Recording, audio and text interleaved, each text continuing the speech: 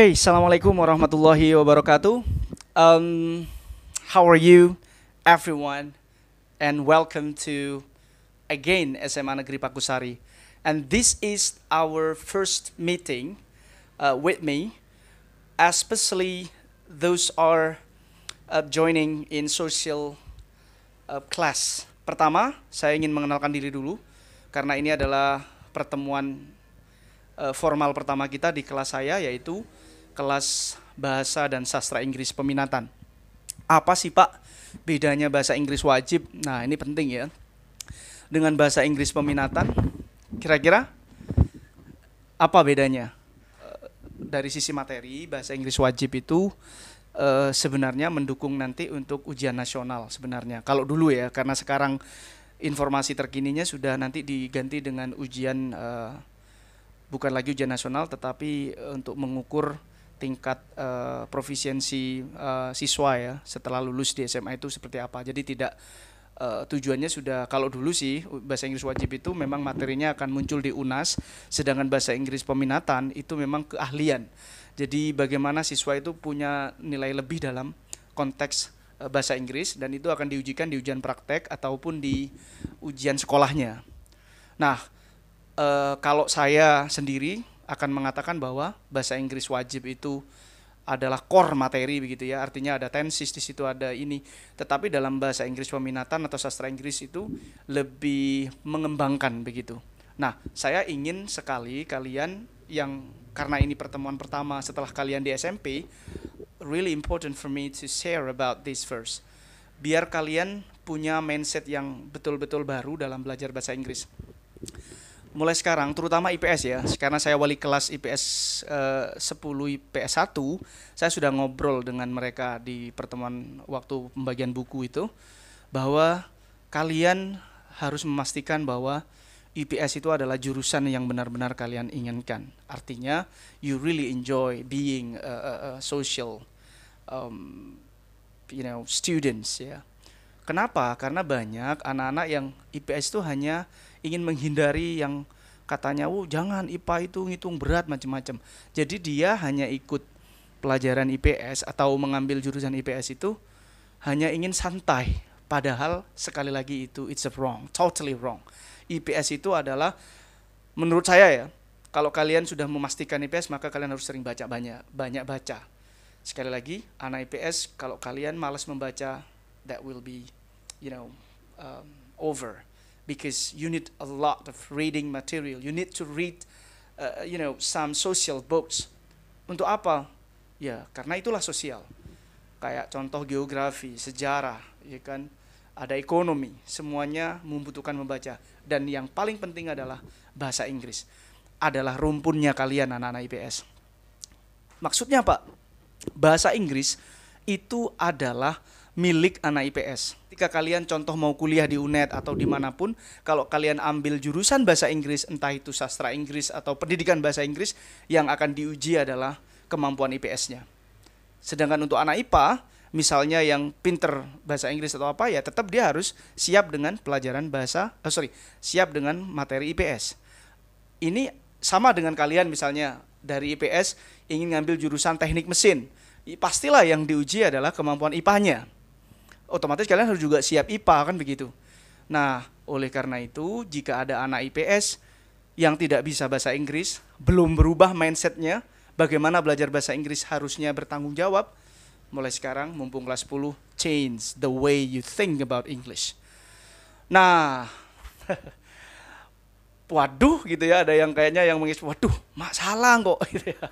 Nah, saya pakai bahasa Jerman yang nge-mix biar nggak tegang.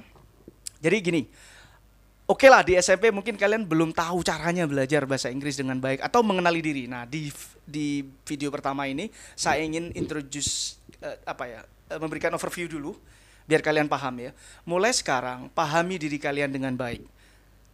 Kalau kalian ingin sukses belajar, terutama bahasa Inggris nih, pahami dulu kalian. Karena Tuhan atau Allah itu melahirkan kita di dunia itu, dalam banyak hal kita itu akan diberikan yang namanya natural talent dan juga basic talent. Maksudnya apa Pak?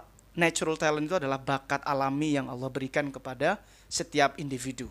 Ada orang yang dilahirkan dengan kemampuan sepak bolanya yang handal seperti Messi.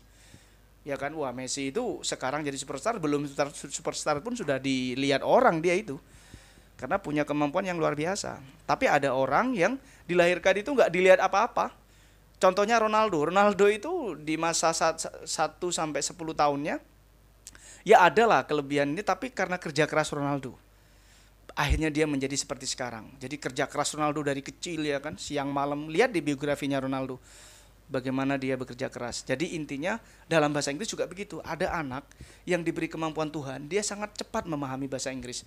Dengerin film dia, you got a lot of vocabulary and then they can understand it and imitate it the way the actor and actresses say about English. Bahkan lihat Harry Potter gitu kan, dengan lugot aksen Britishnya dia bisa, "Hi, what are you doing? Please don't do that." Jadi kayak aksen British gitu. Jadi cepat sekali dia belajarnya.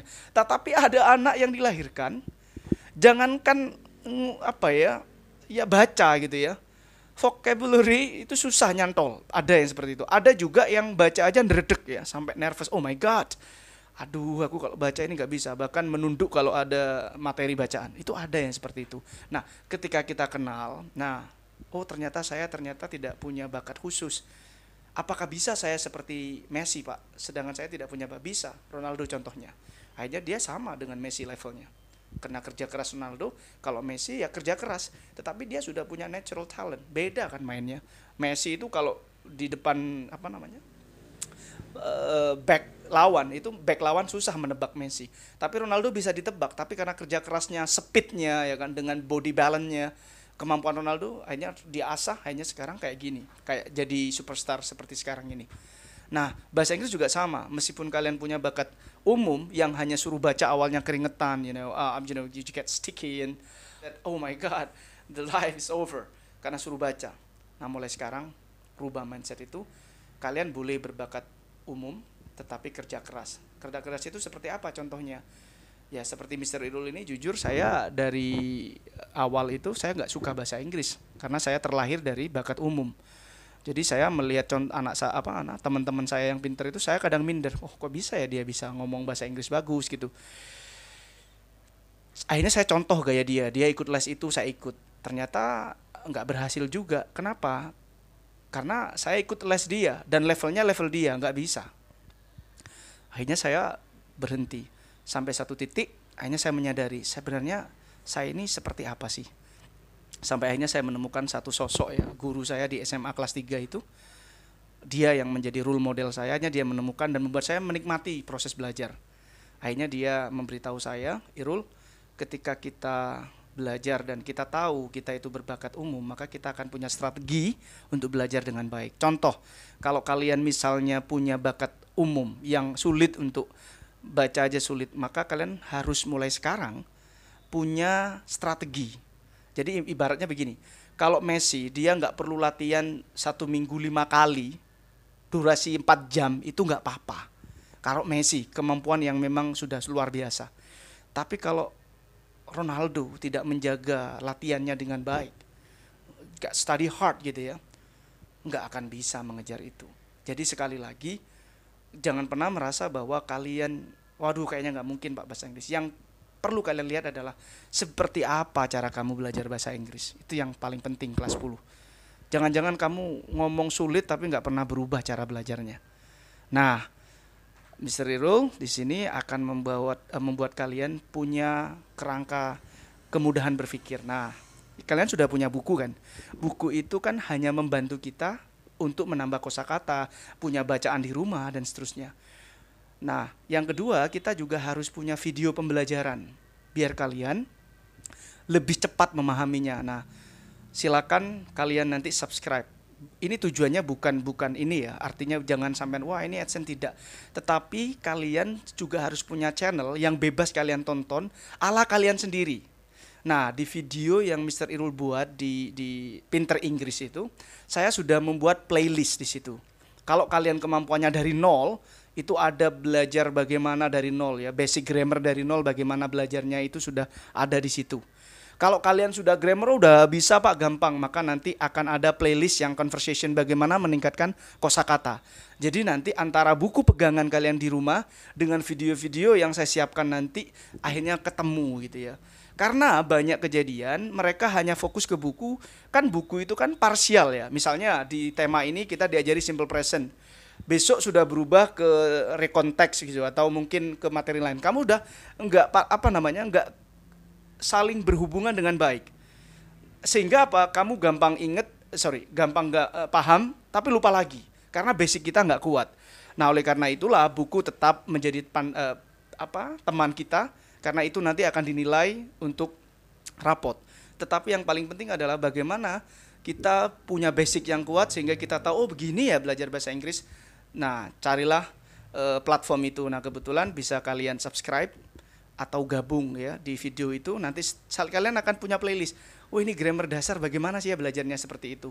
Kalau nggak paham setelah kalian nonton, nah bisa kalian WA saya atau tinggalkan komen di situ, saya akan jelaskan secara rinci. Tapi saya berharap sih WA saja gitu ya. Mister, saya sudah nonton ini, kok bagus tapi saya nggak paham di sini.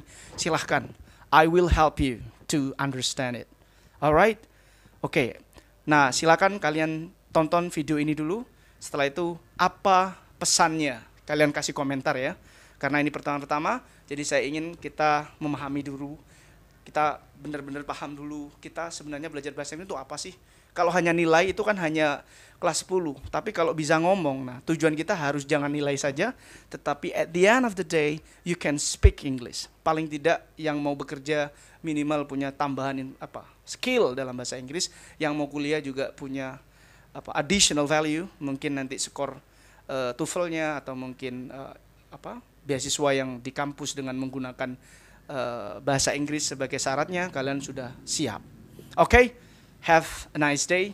Semoga kita lebih baik dari tahun-tahun sebelumnya. Assalamualaikum warahmatullahi wabarakatuh.